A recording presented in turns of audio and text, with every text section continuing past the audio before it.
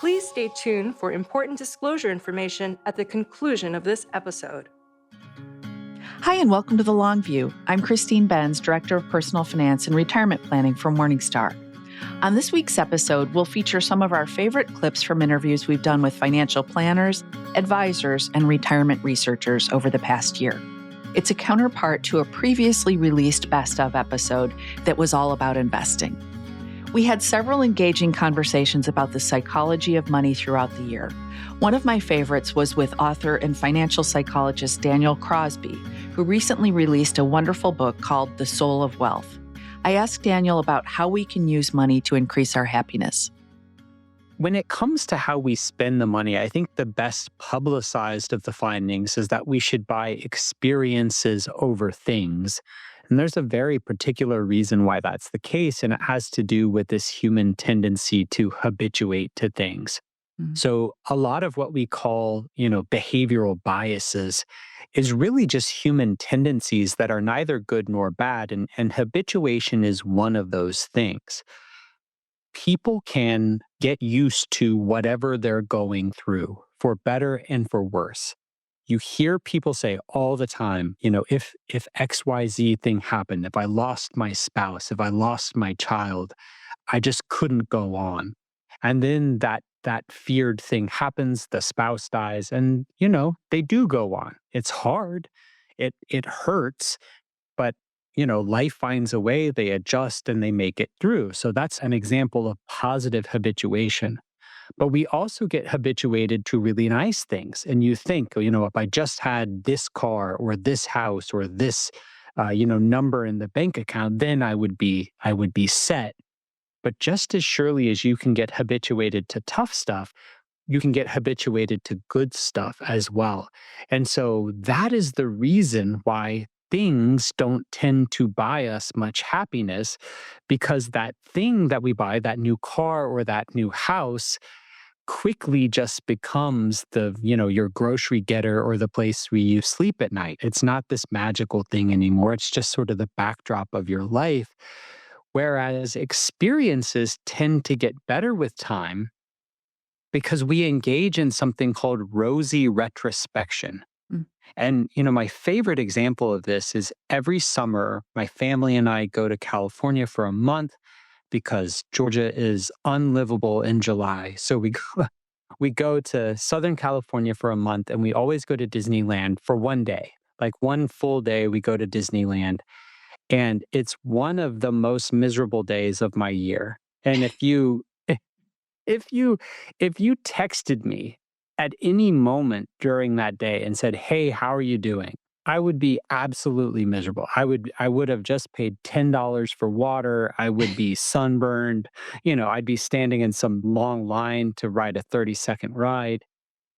And yet, we buy the ornaments, we put them on the tree at Christmas, and we go, "Well, wasn't Disney great?" Because when we retrospect on an event, especially a trip or something with a loved one, all the bad stuff tends to fall away, and we tend to hang on to the bright parts of that memory. So we don't habituate to experiences the same way we do to things. So experiences over things is one way. Another way is getting out of things that we hate doing. This is one of the ones that I think people fail to do, and I talk about in the book. Buying back our time, getting out of cutting the lawn, cleaning the house, doing the laundry, whatever the hated task is. Buying back your time, if you can afford to, makes a great deal of sense. Also find that things that foster relationships tend to be the number one driver of how good life is. Good relationships by and large lead to a good life. And so there's research that I talk about in the book by Dr. Michael Finke, who talks about, people who buy a car don't tend to have a great deal of excess happiness, but people who buy a car to join a car club do, because they've bought themselves something to do on Saturday. And so they bought themselves some buddies to talk to about their engines, and they've bought themselves a road trip. And so it tends to be a different thing if the thing that we're buying tends to deepen or foster a relationship. Author and professor Scott Rick discussed the characteristics of people who are more likely to be cheap with money, tightwads to use his terminology, and who's more likely to be a spendthrift. If I were to summarize across a lot of diverse samples, I would say roughly we find 25% of people who we would label a tightwad, 25% who we would label a spendthrift, and 50% in that unconflicted middle. Now, there are some demographic correlates. Women are a little more likely to be spendthrifts than men. It's a small thing, but it's something we constantly see. Tightwads are older, a little bit older than spendthrifts on average, another small thing. Tightwads tend to be more mathematical in their college majors. And yeah, they kind of view the world through that kind of numerical lens a little bit more. But there aren't a lot of like obvious, gigantic, demographic markers of this. But there are those kind of small relationships. So I wanted to ask about how we get these orientations, whether it's nature or nurture. It sounds like our experiences with money during childhood and adolescence help shape our orientations. But can you talk about that and perhaps share a couple of examples of how people's experiences might affect where they land on this spectrum? Yes. No, I think there's evidence for both, certainly. I think if you were kind of born with a tendency to ruminate or perhaps be a bit neurotic, you might be kind of have a tightwad friendly brain already. But yeah, I think experiences, there seems to be a lot of evidence for that, particularly in formative years. There are a lot of tightwads who seem to have gone through a time of struggle, financial struggle or stress. And, some of them come through and come into money later in life, like a career works out or some other, something else improves in their financial lives. But they don't adjust so quickly. They develop these kind of reactions to spending that protect them when times are tough. But when times are less tough, many of them still have these same reactions that they can't shake. Again, you might look at someone on paper and say, oh, you must be quite comfortable. But some people just can't get past a period of struggle that they experienced. I quote a character in the book Love in the Time of Cholera who grew up poor and became a rich industrialist. And someone called him rich. And he said, no, I'm not rich. I am a poor man with money. That is very different. And so he was not able to kind of shake that mindset that developed in more formative years. We had a few wonderful conversations about children and money on the Long View. Author Ann Lester weighed in on the main headwinds facing young people just starting their financial lives today. We're in overall a more affluent society than certainly society was when I graduated from college in 1986. Social media makes it a lot easier to see what your peers are doing. And I think there is a bit of sort of norm setting that happens when you see everybody else doing it and you think you should be doing it too. It is also true that the median price of housing, whether you're renting or buying, versus the median salary is significantly higher. The median price of a car is significantly higher versus the median salary. So a couple of really big ticket items that most people anchor on as signs of, I'm an adult now because are really more expensive. We lose a little sight over the fact that they're also probably a lot nicer.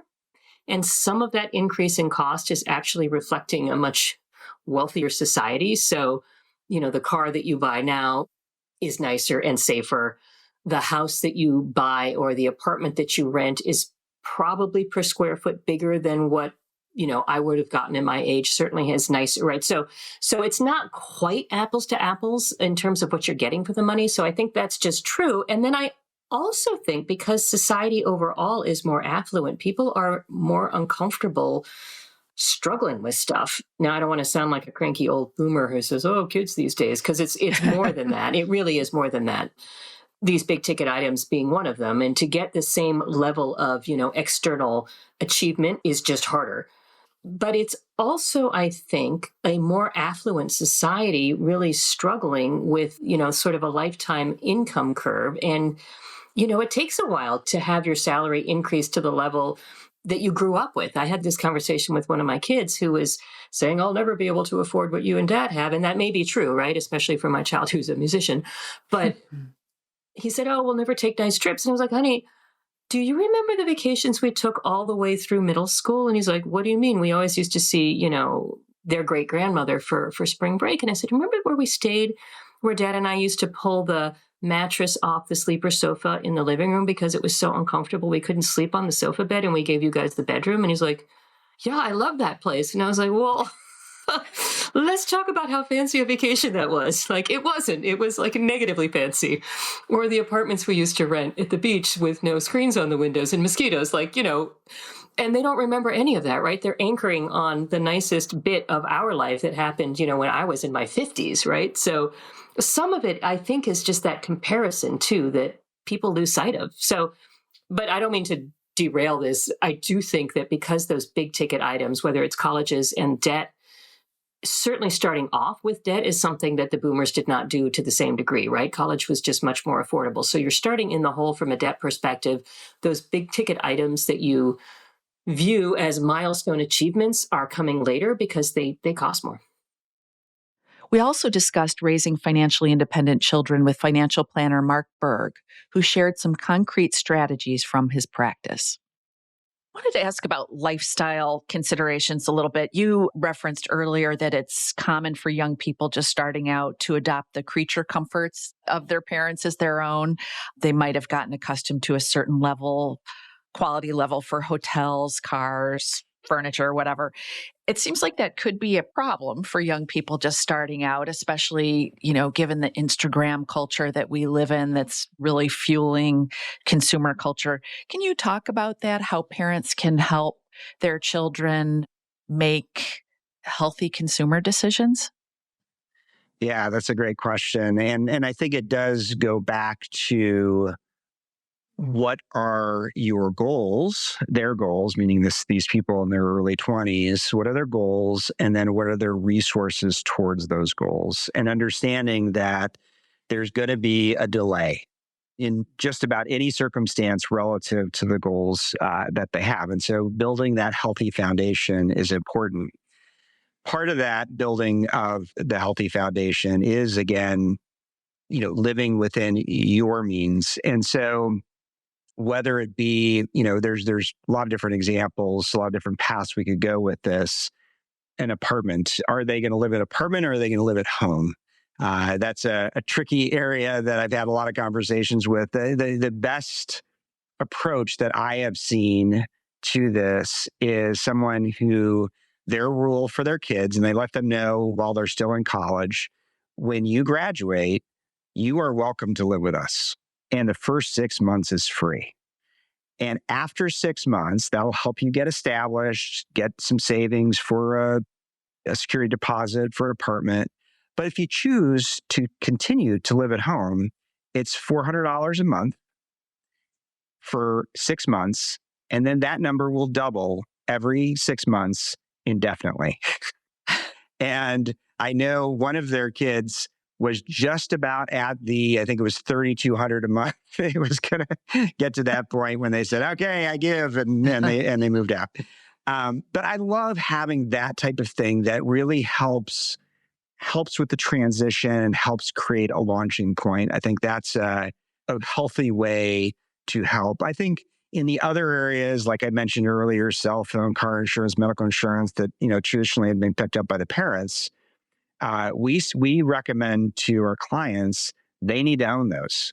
They either need to take on their own car insurance, for example, and they're on their own, or they need to pay their proportion on your policy, and they Venmo or Zelle you each month accordingly, and it's their choice. So then they have to do the research. Am I better at Geico versus your policy or whatever the case may be? But they need to own their expenses so they can make their decisions. And they may come to the decision on some of these things, you know what? It's not that high. It was a high priority when you were paying for it, but it's not a high priority when I need to pay for it. And that's good. That's healthy. We tackled many dimensions of retirement planning on the Long View this year. We discussed the evolution of retirement with author Mark Friedman, who has been a pioneer in the realm of encore careers. He made the point that our conception of retirement hasn't kept up with gains in longevity over the past century. I think for too long, we've been locked into a conception of life that was roughly 70 and wasn't really designed for the much longer lives that we're living now. Half the children born in the developed world since 2000 are expected to see their 100th birthday. And so the idea that we load all the education up in the first 20 or so years of life, all the work up in the next 20 to 30 years of life, and then just have this balloon payment of leisure extending out for, half a century is just not going to work for most individuals who can work for 25 or 30 years and then support such a long period of non-working later. But it also, as you say, makes it clear that we can't have societies where a small group of younger people are trying to support everybody else. But I do want to mention something which is, for me, has been a surprise and some learning that has happened over the last few years. I think it's natural for us to focus on the longevity revolution, those 100-year lives. It's also important to understand the growth in the number of older people. But what I don't think I've fully appreciated is that the big thing happening is actually age diversity. 100 years ago, when you looked at the chart of the number of people from birth to 74, it was just a ski slope heading straight downhill. If you look at that same chart today, it's a flat line. We have the same number of 12-year-olds and 61-year-olds and 37-year-olds. We basically have the same number of people alive at every age from 0 to 74, and that's just extending out further. What's more, a quarter of the population's under 20 and a quarter of the population is over 60. And if you move into 25 and 55, you start seeing that the two big groups in society are older and younger people, and they're pretty much the same number of them. So I think one of the challenges in our multi-generational moment, our multi-generational future, is going to be learning how to work together with people at other stages of life, at other ages. We also discussed longevity, and specifically the connection between longevity and long-term care with author Howard Gleckman. Howard's an expert on aging and caregiving. You hear these phrases about, the crisis of aging and the senior tsunami and all this stuff to make it sound like it's a bad thing.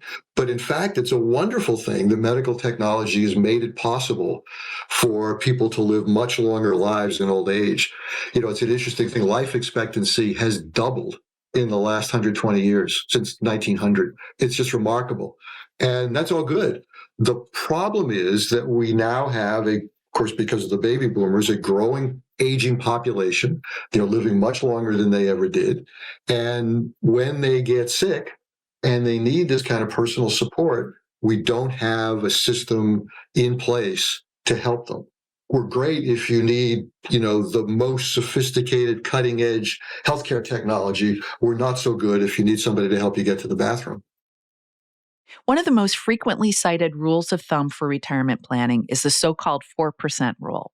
We discussed it with Roger Young, who's Thought Leadership Director at T. Rowe Price.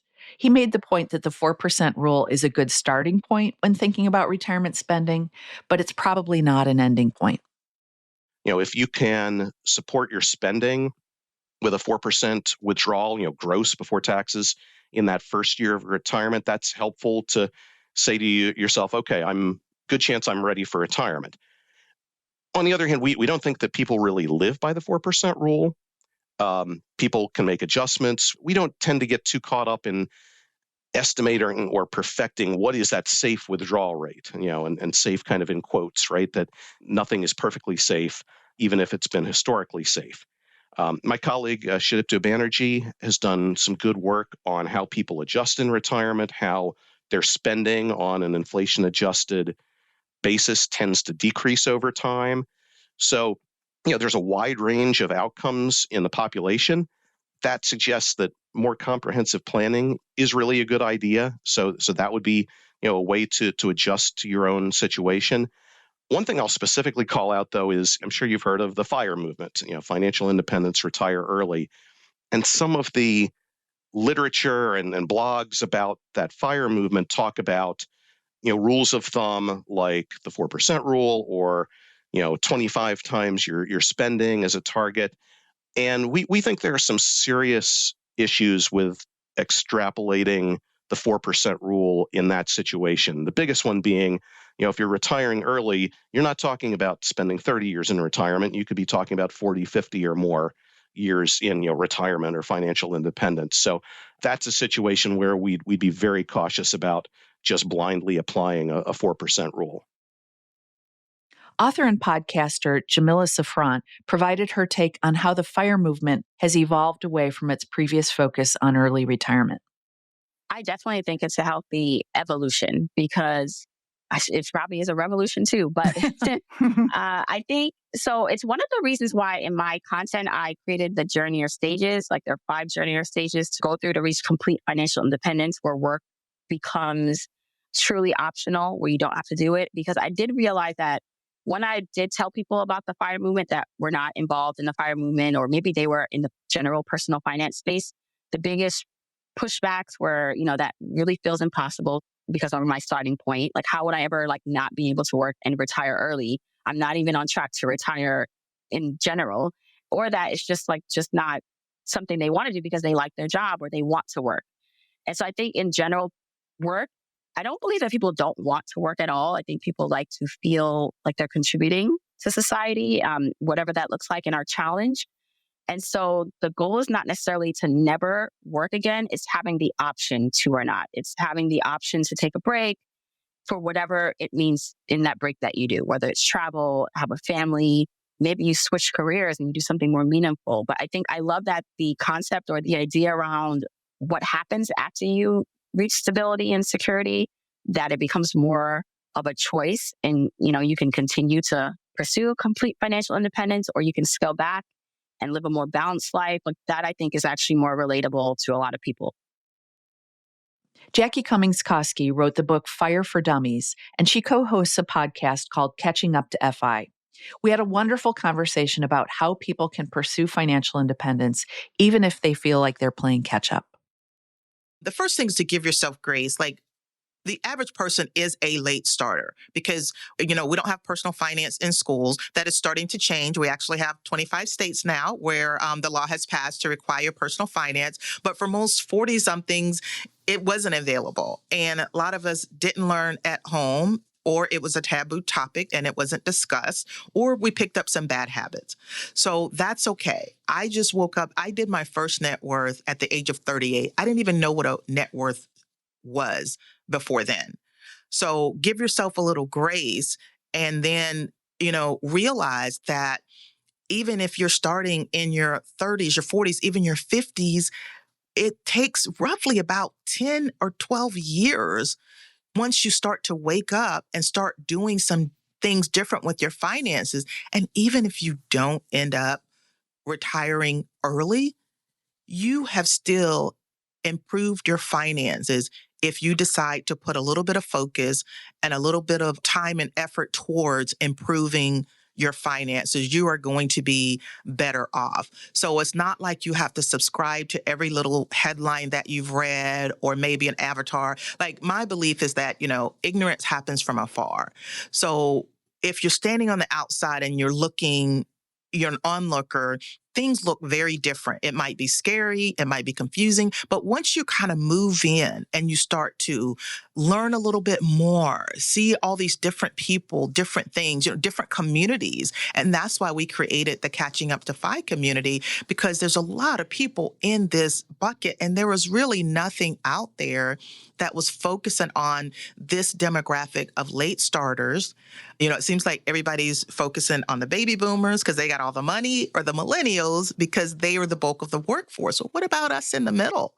So there's a lot to be said for being in these 40s, 50s, maybe even late 30s, because a lot of times we are moving past the bottleneck of, younger kids and expensive daycare. We are making a lot more, sometimes we're in our peak earning years. There's a lot of advantages that tend to come along with someone that's a little bit older that is planning for retirement or retiring early. We also discussed traditional retirement, including underspending in retirement. Author and psychology professor Mayer Statman weighed in on the psychological challenges of switching into spending mode after a lifetime of saving. If you speak to advisors, first you will hear them say that we need to save more. Then when you ask them about their clients, those elderly clients who have accumulated a lot of money, they will say, I really am trying to persuade him or her to spend that money on themselves, their family, the community. It is so hard.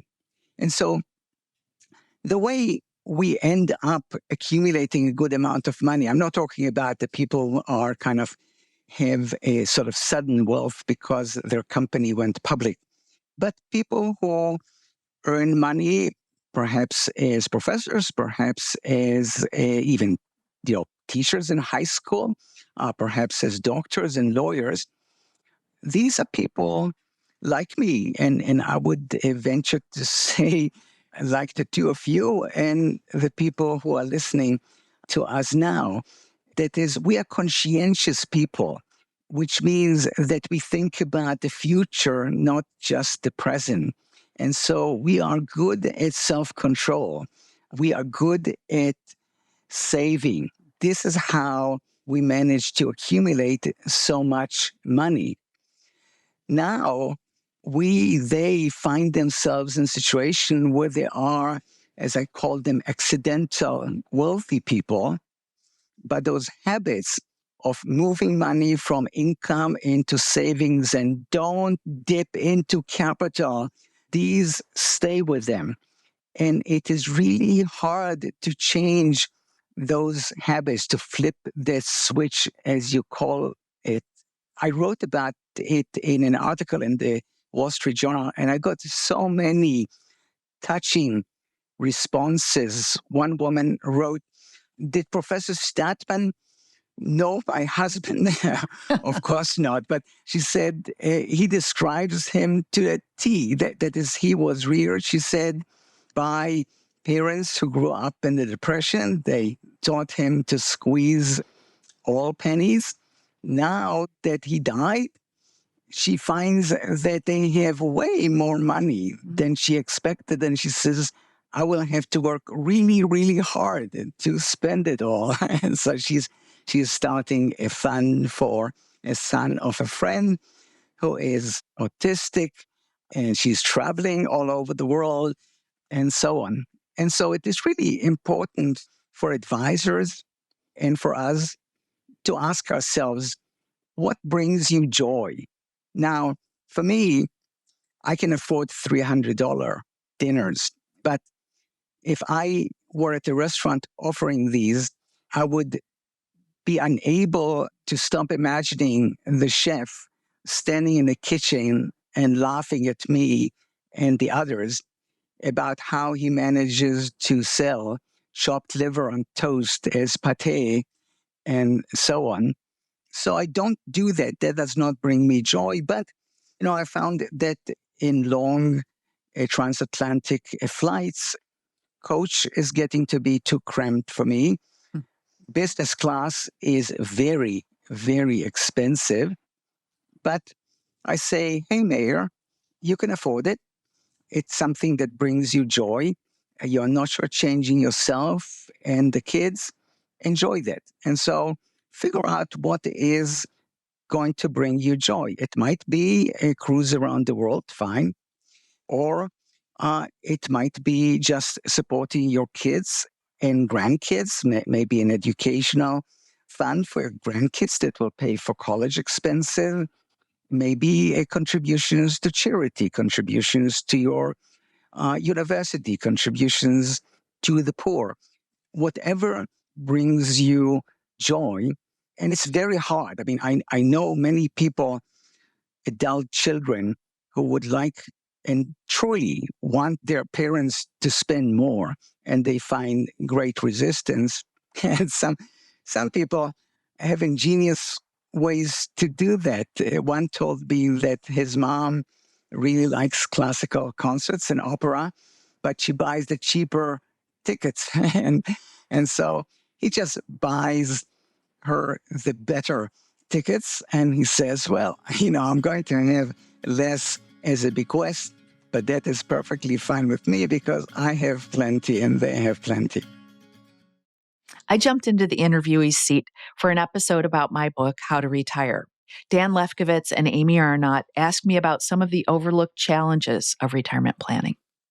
Michael Finca made the point in the book, and he definitely says this. He's like, retirement planning is not a math problem. So basically just stop it, people. If you're just focusing on the calculators and all that stuff, you should do that, but don't stop there is the point. So I do think there are several aspects of having a happy and successful retirement that maybe are under-discussed. One is the loss of identity that can accompany leaving the workforce. And this is especially true for people who have kind of high status careers, physicians, attorneys, and so forth. But most of us carry around with us some sense of, this is what I do. And then when you step away from that, I would imagine it feels different out there in the world with people not necessarily aware of what skill sets you had while you were working. So that's one thing that we discussed in the book, coming to grips with that change in identity later in life. We also talked about the importance of having a purpose, just having some animating force that gets you up in the morning. And Jordan Grummett in the last chapter, I think, hit this topic especially hard, where he talks about what he calls big P purpose, which is like the really aspirational things like climbing Machu Picchu or starting a foundation or something like that. So that's big P purpose in Jordan's parlance. And then there's what he calls small P purpose, which is like things that give you joy kind of on a daily basis, whether it's interacting with your family or pursuing some hobby that you used to love when you were younger, but you didn't have time for while you were working.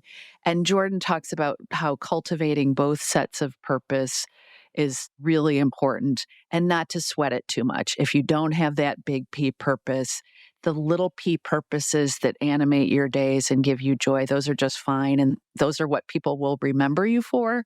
So I think that's a dimension of retirement planning that is perhaps under discussed, just having something to get you up in the day. And finally, relationships. Several of the interviewees hit that concept hard, the importance of maintaining relationships later in life. Laura Karstensen, a researcher at Stanford, went in depth on that topic. And she came away with kind of, I think, a reassuring point, which is that our friendship networks, our relationship networks naturally winnow down a little bit as we age. But a lot of that is conscious, that we may shed, I think she calls them peripheral others. We may shed some relationships that are okay. They're good, perhaps, but they're not those really great relationships. And so our social networks might get a little smaller. And the point is to know that might happen. Definitely keep building your next tier of relationships, but don't sweat it too much if you sort of step away from some relationships that were part of your life at one point. Financial psychologist and author Brad Klontz made the point that retirement is a flawed concept in many ways. The idea of retirement in and of itself, I think, is a terrible financial goal. What do you mean by retirement? Well, I actually looked up what retirement means, and I'll give you the definition. It means to stop working. Well, of course it does. But what is the definition of work? Well, work is a mental or physical effort designed for a purpose or to produce a result. And I'm just going to suggest to you that if all of a sudden you decide that you will take no more action, mental or physical, to serve a purpose or to achieve a result, that is a terrible, terrible thing for your psychology.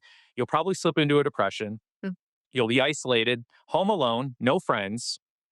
So the idea of, quote, retirement, I think, really needs to be examined and re-examined. One of the reasons that people don't save for retirement is because there's no connection to it. It's like, what does that mean? Like, and what I want people to do is really flesh out, like, what exactly does that mean?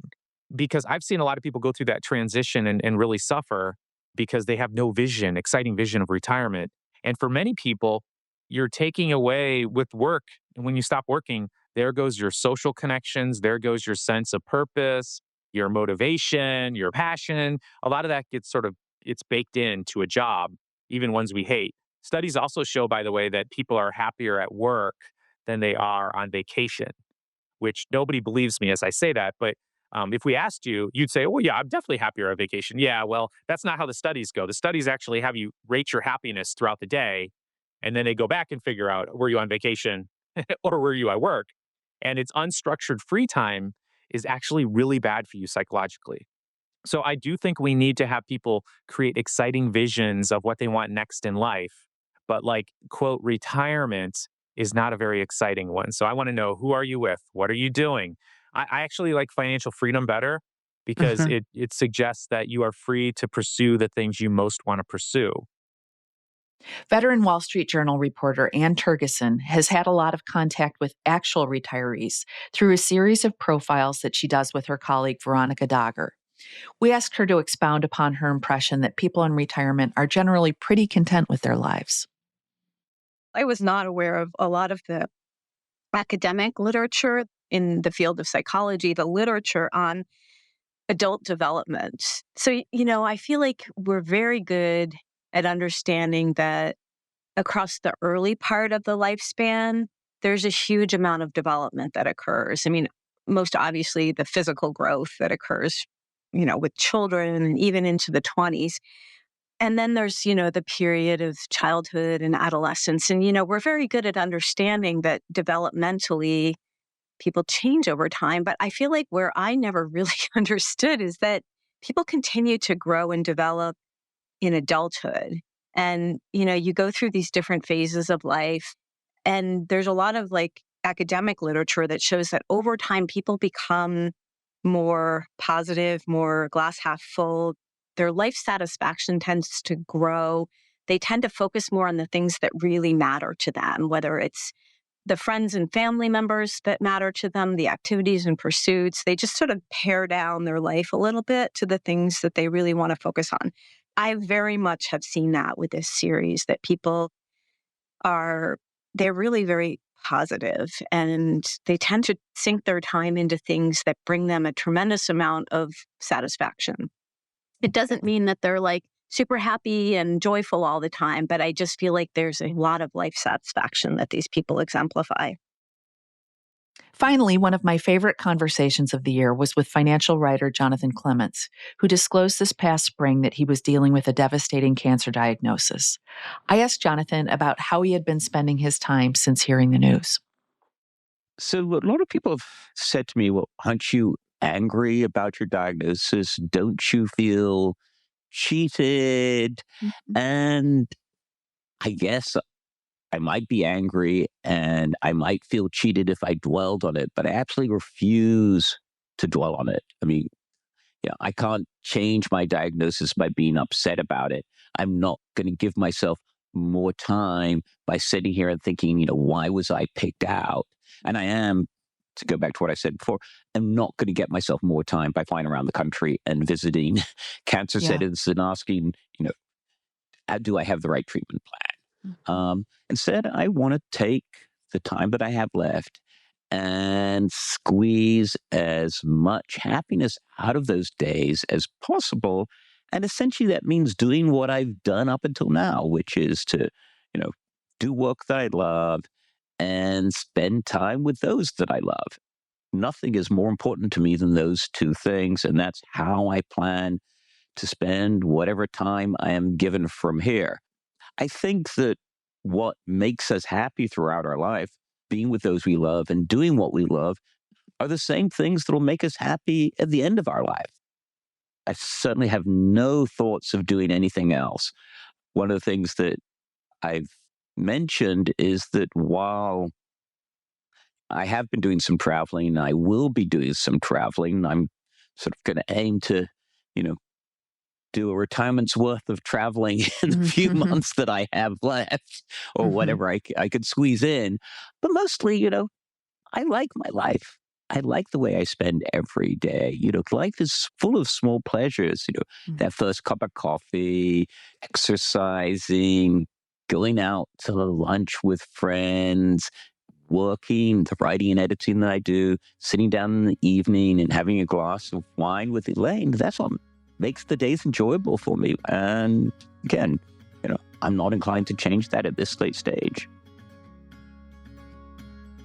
Happy holidays from all of us at The Long View, and all the best for 2025. We hope that the year ahead will be filled with doing what you love and being with people you love. Thank you so much for listening to the podcast this year. This recording is for informational purposes only and should not be considered investment advice. Opinions expressed are as of the date of recording and are subject to change without notice. The views and opinions of guests on this program are not necessarily those of Morningstar, Inc. and its affiliates, which together we refer to as Morningstar. Morningstar is not affiliated with guests or their business affiliates unless otherwise stated. Morningstar does not guarantee the accuracy or the completeness of the data presented herein.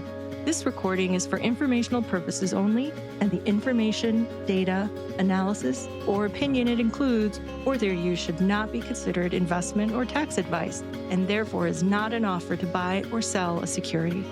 Morningstar shall not be responsible for any trading decisions, damages, or other losses resulting from or related to the information, data, analyses, or opinions or their use. Past performance is not a guarantee of future results. All investments are subject to investment risk, including possible loss of principal. Individuals should seriously consider if an investment is suitable for them by referencing their own financial position, investment objectives, and risk profile before making any investment decision. Please consult a tax and/or financial professional for advice specific to your individual circumstances.